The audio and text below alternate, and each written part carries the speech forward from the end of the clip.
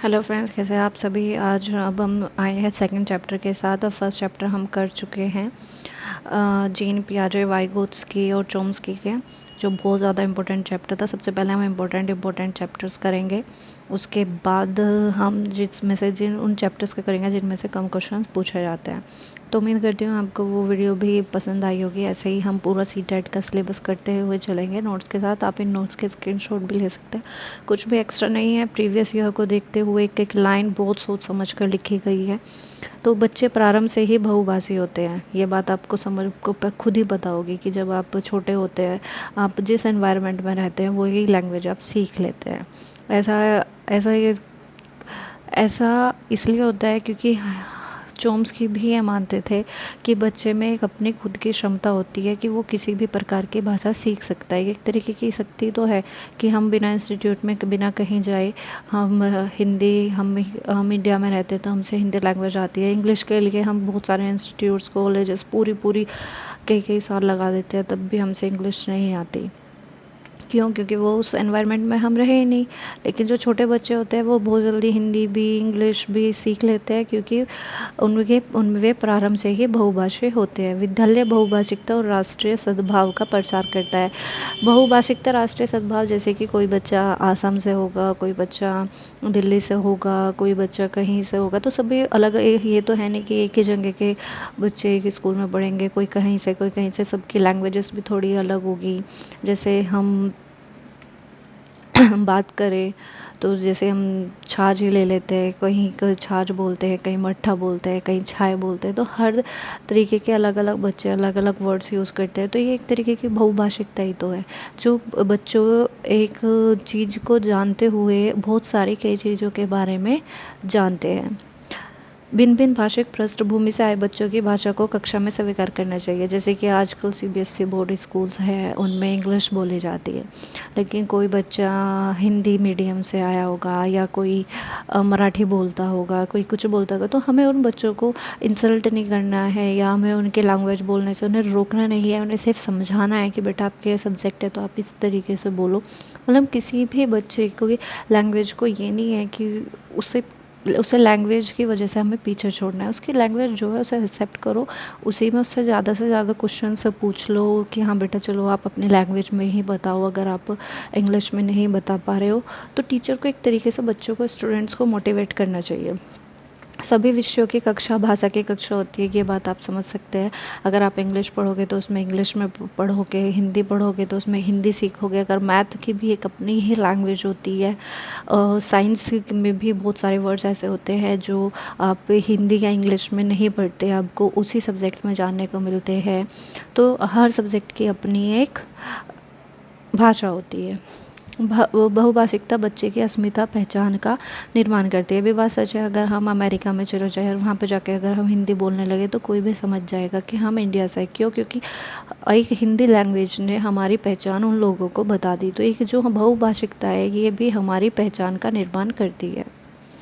बहुभाषिकता संज्ञानात्मक विकास में सहायक है। भाषिक पृष्ठभूमि के आधार पर किसी को पीछे ना छोड़ा जाए। मतलब कभी भी अगर कोई बच्चा अपनी लैंग्वेज, जैसे कि आप बहुत बार हो जाता है ऐसा कि हमें अपने गांव को छोड़कर कहीं शहर में जाना पड़ता है। हम जैसे कि सीबीएसई बोर्ड स्कूल में ही हम एडमिशन ले रहे हैं और हमसे अभी तक हिंदी बोलनी आती थी, इंग्लिश में हमसे कुछ भी नहीं आता। तो क्या करना चाहिए? हम टीचर्स को उन बच्चों को मोटिवेट करना चाहिए कि कोई बात नहीं, अब तक आप हिंदी में पढ़ रहे थे, क्या हुआ, तो हम ये हमारी ड्यूटी है कि हम आपको बहुत अच्छे तरीके से सिखाएंगे। तो मतलब उस एक हिंदी कि इशू की वजह से बच्चा पीछे नहीं रहना चाहिए, ये टीचर्स की ड्यूटी होती है। बहुभाषिकता से यह भी सुनिश्चित हो सकता है कि हर बच्चा स्वीकार्य और सुरक्षित महसूस करे। बहुभाषिक कक्षा को एक संसाधन के तौर पर प्रयोग में लाया जाए। संसाधन के तौर पर आप किस तरीके से प्रयोग में ला सकते हैं? क्लास में एक्टिविटीज़ करा सकते हैं कि जो जो आपकी लैंग्वेज है आप उस लैंग्वेज में उस लैंग्वेज में नोट्स बना कर लेकर आए या प्रोजेक्ट्स बना कर लेकर आए, या जब आपके स्कूल में एनुअल फंक्शंस होंगे तो जहाँ जहाँ आप रहते हैं वहाँ पर किस तरीके के लोकगीत गाए जाते हैं, जैसे पहाड़ी लोग होते हैं उनके थोड़े अलग गाने होते हैं, भोजपुरी में थोड़े अलग होते हैं। तो जहाँ जहाँ के बच्चे हैं उनसे कहिए कि आप अपने स्थान पे जो भी आपके लोकगीत हैं आप उनका इस्तेमाल कीजिए और गाइए। इससे आपके स्कूल में जो बच्चे वहाँ पर हिमालय वगैरह की साइड नहीं गए, उत्तराखंड की साइड, उन्हें आपके ट्रेडिशन के बारे में जानने का मौका मिले। तो आप इन चीज़ों को बहुत अच्छे तरीके से इस्तेमाल कर सकते हैं। इससे बच्चे को वे चीज़ें बहुत ज़्यादा अच्छी लगेगी, उनके बारे में वे इंटरेस्ट लेंगे, आपसे क्वेश्चंस पूछेंगे और ज़्यादा जानने की कोशिश करेंगे। तो लोकगीतों को भाषा की कक्षा में स्थान दिया जाना चाहिए, क्योंकि इससे बच्चे सभी कृतगत विशेषताओं से परिचित होते हैं। यही होगा कि वो हर ट्रेडिशन के बारे में जानेंगे, पहचानेंगे। तो उम्मीद करती हूँ आपके समझ में आया होगा। बहुभाषिकता एक बहुत ही मोस्ट इंपॉर्टेंट चैप्टर है, इसमें से बहुत बार क्वेश्चंस पूछे गए हैं। जैसे मैंने नोट्स बनाए हैं बिल्कुल सीधे ऐसे ही आपसे पूछ दिया जाएंगे। तो आपको ऐसे ही ये याद करने हैं कि कभी भी बच्चों को बहुभाषिकता लैंग्वेज के तौर पर पीछे नहीं रखना है, उन्हें हमेशा मोटिवेट करना है कि अगर आप जिस भी लैंग्वेज को बच्चा बोलता है वो लैंग्वेज टीचर्स को एक्सेप्ट करनी है और उसे एक संसाधन के तौर पर लेना है। आप उसे किसी भी तरीके से यूज़ कर सकते हो, ये आप पे डिपेंड करता है।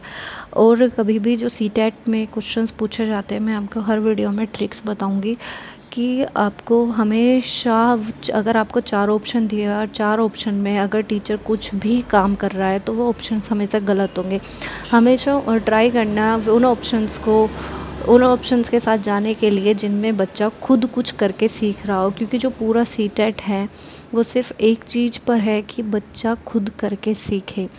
अगर आपको क्वेश्चन ही टीचर का दे दिया गया तो वो चीज़ अलग है, लेकिन आपको पूरी पूरी कोशिश करनी है कि आप बच्चे के साथ ही जाए, क्योंकि जो आपका सीटेट लिया जा रहा है वो स्टूडेंट आपको ये चेक करने के लिए किया जा रहा है कि आप टीचर कैसे हैं। तो इसी चीज़ को देखते हुए एक तो कभी भी आपको दंड वाले, रटने वाले, पनिशमेंट वाले और जो कि मतलब आप जिसमें आप बच्चों को खुद कुछ करा रहे हो, ऐसे आंसर कभी सही नहीं हो सकते। और जो हमेशा नेगेटिव सेंस में जा रहे हो वे भी आंसर कभी सही नहीं हो सकते। तो ज़्यादा से ज़्यादा शेयर कीजिए, चैनल को लाइक कीजिए, सब्सक्राइब कीजिए और देखते रहिए। ऐसे ही आपको पूरा सीटेट का सिलेबस कराया जाएगा। Thank you.